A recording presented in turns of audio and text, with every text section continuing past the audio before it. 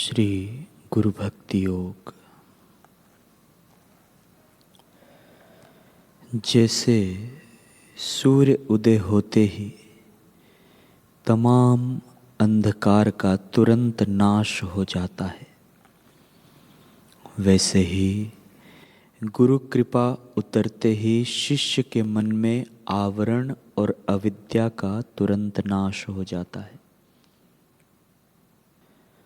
जिस प्रकार सूर्य की प्रखर किरणों से तप्त मनुष्य वृक्ष की शीतल छाया में और दिन भर की गर्मी के बाद शीतल चांदनी में असीम आनंद की अनुभूति करता है, उसी प्रकार संसार की प्रखर किरणों से जला हुआ और शांति के लिए व्याकुल बना हुआ मनुष्य ब्रह्मनिष्ठ गुरु के चरणों में इच्छित शांति और आनंद की अनुभूति करता है।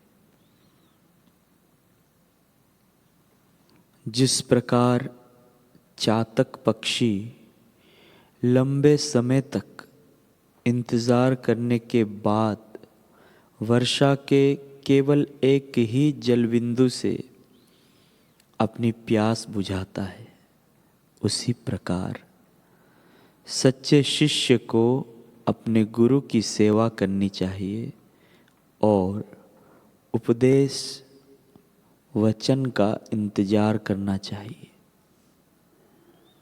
इससे उसकी तमाम व्यथाएं शांत होंगी और वह सदा के लिए मुक्त हो जाएगा। कल्प वृक्ष, कामधेनु और चिंतामणि मांगने वाले को उसका मनोवांछित वरदान अवश्य देते ही हैं। इसी प्रकार गुरु भी मांगने वाले को इष्ट वस्तु अवश्य देते हैं। अतः सच्चा शिष्य तो केवल मोक्ष प्राप्त करने के लिए उपनिषद की ब्रह्म विद्या ही मांगता है। जिस प्रकार बालक जब धीरे धीरे कदम रखता है और स्वतंत्र रीति से चलने की कोशिश करता है, तब कभी कभी गिर पड़ता है और फिर खड़ा होता है तथा माँ की सहायता की जरूरत पड़ने पर उसकी सहायता भी मांगता है। इसी प्रकार साधना के प्रारंभ के स्तरों में शिष्य को करुणामय गुरु की सहायता एवं मार्गदर्शन की आवश्यकता पड़ती है, अतः उसे वह मांगना चाहिए। शरीर की मौत हो जाना कोई बड़ी बात नहीं, लेकिन श्रद्धा की मौत हुई तो समझो सर्वनाश हुआ। अगर तुमने 10 साल तक भी ब्रह्मनिष्ठ गुरु के आदेश अनुसार साधना की हो, फिर भी यदि तुम्हारी श्रद्धा चली गई तो वहीं पहुंच जाओगे जहां से 10 साल पहले चले थे।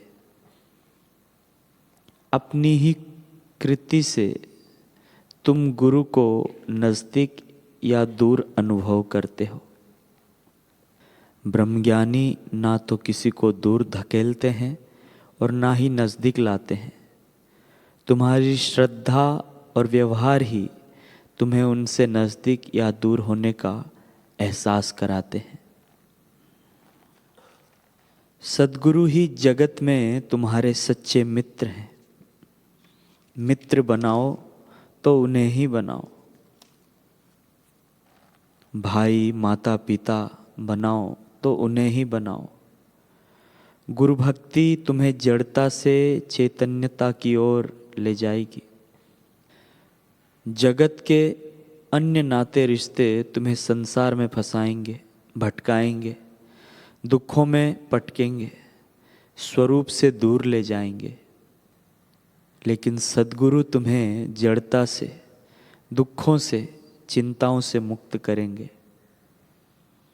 तुम्हें अपने आत्म स्वरूप में ले जाएंगे।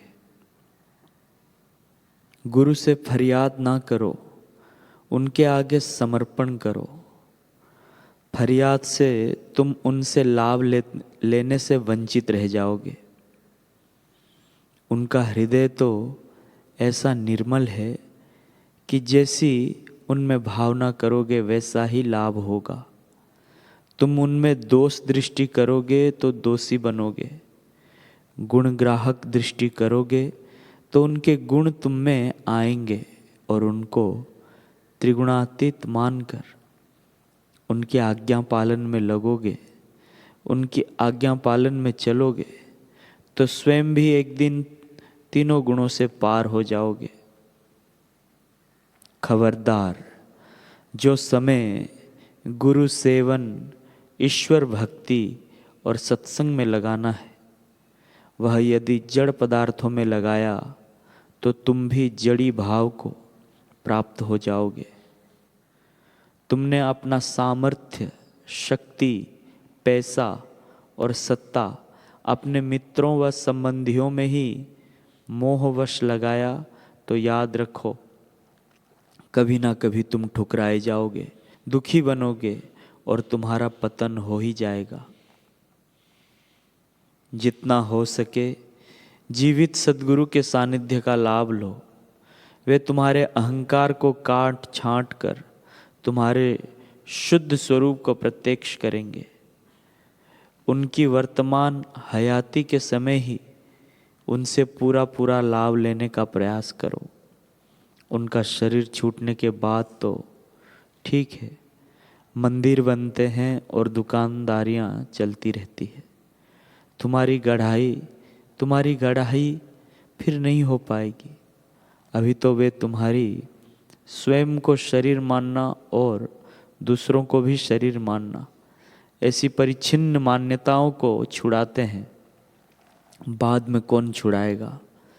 बाद में नाम तो होगा साधना का कि मैं साधना करता हूँ, परंतु मन खेल करेगा, तुम्हें उलझा देगा जैसे सदियों से उलझाता आया है।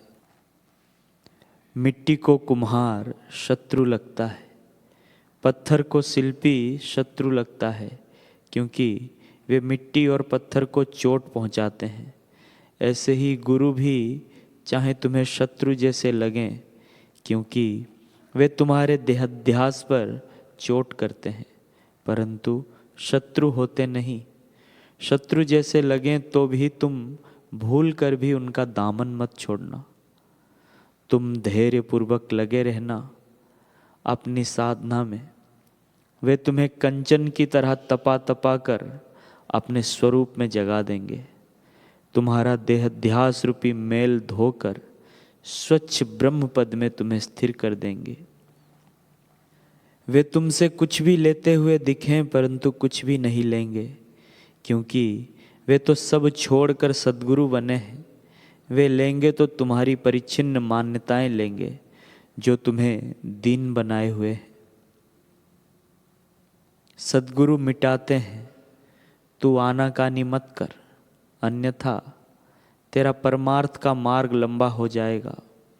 तू सहयोग कर, तू उनके चरणों में मिट जा और मालिक बन। सिर दे और सिरताज बन, अपना मैंपना को मिटा और मुर्शिद बन। तो अपना तुच्छ में उनको दे दे और उनके सर्वस्व का मालिक बन जा। अपने नश्वर को ठोकर मार और उनसे शाश्वत का स्वर सुन। अपने तुच्छ जीवत्व को त्याग दे और शिवत्व में विश्राम कर। तुम्हारे जिस चित्त में सुखाकार, दुखाकार, दोषाकार वृत्तियां उठती है, वह चित्त प्रकृति है और उसका प्रेरक साक्षी परमात्मा उससे परे है। वही तुम्हारा असली स्वरूप है।